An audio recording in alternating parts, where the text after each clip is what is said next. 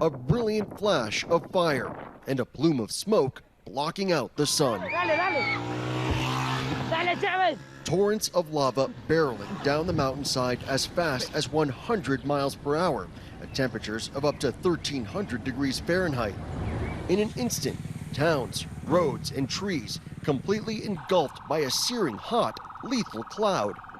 The images from the eruption of Guatemala's Volcán de Fuego on Sunday seem apocalyptic.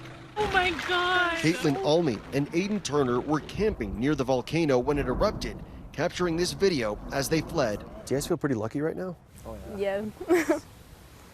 Definitely. It's a lot to describe for sure. Areas once vibrant and alive, now frozen by the ash. Entire towns trapped in that moment of terror, drawing comparisons to Pompeii.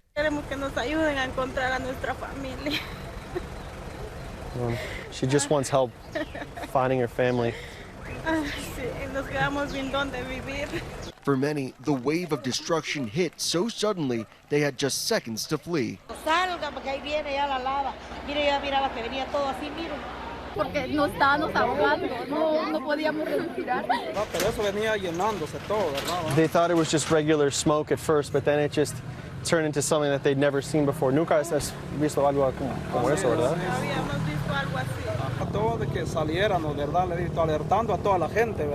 So you started screaming once you saw that was coming. Once the initial eruption subsided, rescue workers racing against time suited up in a frantic search for the almost 200 still missing in the destruction.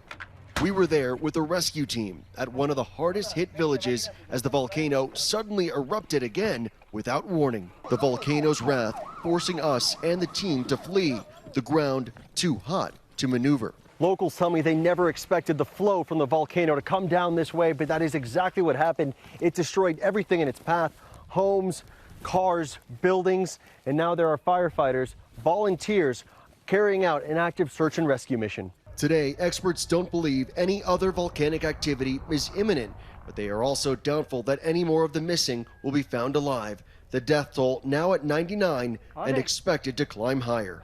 Against the odds, they search, including these firefighters looking for two of their own who they haven't seen since the disaster. Glendy Lopez says she lost most of her family, 13 loved ones, among them her two young children. ¿Dónde estaban cuando esto pasó? Where were they? Ellos estaban en la casa. Como ellos ahí habitaban. Ellos ahí Era su lugar. Vivían ahí, they lived there, en Rodeo o en los lotes. En los lotes. Yet there have been miraculous escapes and recoveries. These police officers nearly overcome by smoke. Ash covering their car, but the men escaping with their lives. And small miracles. This baby pulled from the rubble and lifted to safety. And Tuesday in El Rodeo, a dog recovered in the rubble. He's saying that the dog was behind several cables when he found it in an apartment building, and that it was very nervous when he found it. Pretty lucky dog here. Also in the aftermath, acts of international kindness. Shriners Hospital in Galveston, Texas, receiving 6 children badly burned in the eruption. A Mississippi Air National Guard C-17 provided the transport. The ash from the eruption spewed to heights of nearly 33,000 feet above sea level and spread as far as Guatemala City, 40 miles away, affecting 1.7 million people. These latest images of fiery destruction reminiscent of the eruptions that incinerated parts of Hawaii's Big Island last month. Mount Kilauea lobbing lava bombs in the air, shooting methane through cracks in the earth. That's the fissure that we've been looking at for a couple days now. My colleague Matt Gutman was on scene. That lava being geysered up in the air is probably going 100 and 150 feet up. That eruption displaced hundreds, destroying at least 117 homes and buildings and incinerated miles of the state's picture-perfect landscape. I've been in Hawaii pretty much my whole life, born and raised, and I've never seen an event this big. That volcano still smoking today, but no deaths or serious injuries have been reported, a far cry from the loss in Central America.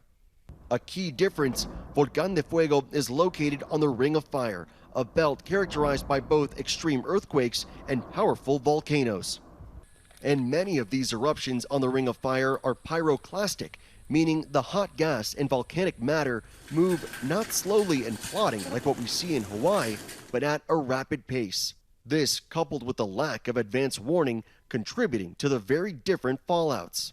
In Guatemala, they plan funerals and temporary shelters, thousands forced from their homes, now sleeping on the floor, many places like this, left to wonder how they can possibly rebuild.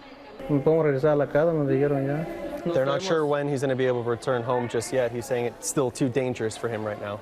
For Glendy, the ones she once loved most in this world are now being pulled from underneath the vast expanse of gray ash.